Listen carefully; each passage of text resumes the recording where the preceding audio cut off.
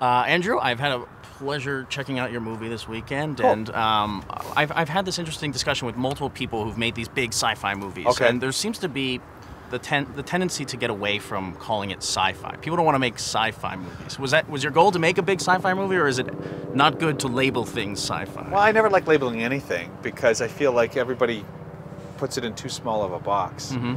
And my association when you hear sci-fi is that it deals with modern space and astronauts and spaceships and things like helicopters. Oh yeah. You know that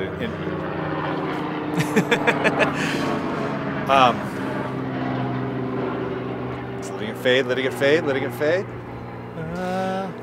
That's live action shooting for you. But I do get that, you know, technically it's I guess the best way to put it is sci-fi fantasy or sci-fi adventure. Sure. Because it really has a little bit more of a sense. When you read the books, you forget very quickly that you're on a technically different planet in space. You just feel like you're almost just in another country with another culture.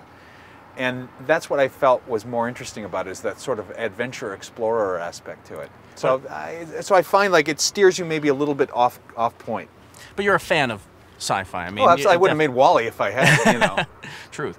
And but is it important to go full force and embrace all the oddities that come with sci-fi? I mean, even if there is a stigma or There's something just like an that? assumption that I'm thinking genre. I don't. Sure. I just think with a story, and if that turns out that I made half a cop movie and a Western, I could care less. I'm doing whatever the story tells me to do, and that's it. Sure. I think that I don't think about who the audience is. I don't think about what people are going to want, and I never have. I sit alone and I go, I'm never going to show this to anybody. I'm just going to make what I want to see, and what would I do?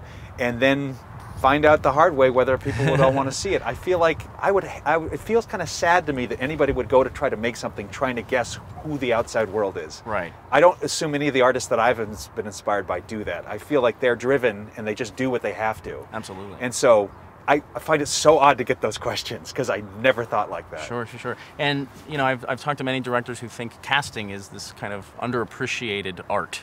And can you talk about finding your two leads, and what about them as people? How did you know that they were going to be the right people? Well, I didn't know if it was true or not, but I decided to believe the adage I'd always heard is that if you get the right cast and you get the right script, you can pretty much get out of the way and you won't screw up the movie too much. And so I decided to take that to heart. Let them play. So I banged really hard on the script forever with two of the best, you know, people that I could think of to write it with, and then I banged forever and probably took extra steps to really road test the cast that I might have for this movie, so that I really would go into this unknown territory of live action with as much confidence as I could have. Sure.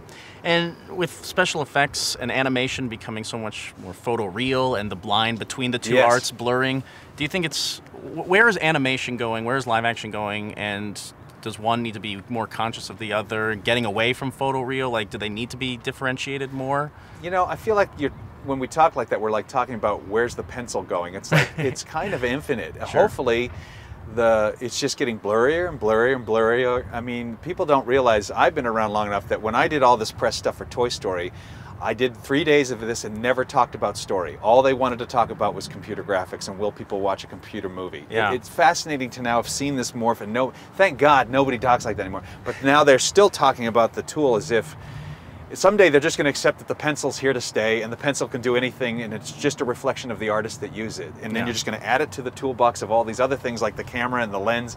And we're going to stop talking about it and just accept that it exists. Just making good movies. And I think that that's what's happening. You're just seeing more and more now movies just get blurrier and blurrier and blurrier, and we're going to not be able to define them in categories on award shows anymore. It's going to just and it's just the natural course of a tool that's not going away.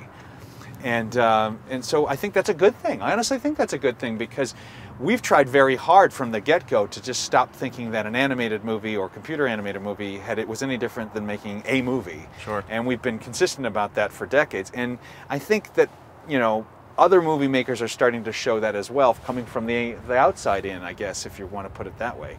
You're seeing people like Favreau and Spielberg and, you know, and Peter Jackson, they starting to come at it from the live action background, going towards that. You've seen us, you know, people like me and Brad coming from animation going out, and we're all just colliding into one big center that's just going to be the way it is forever.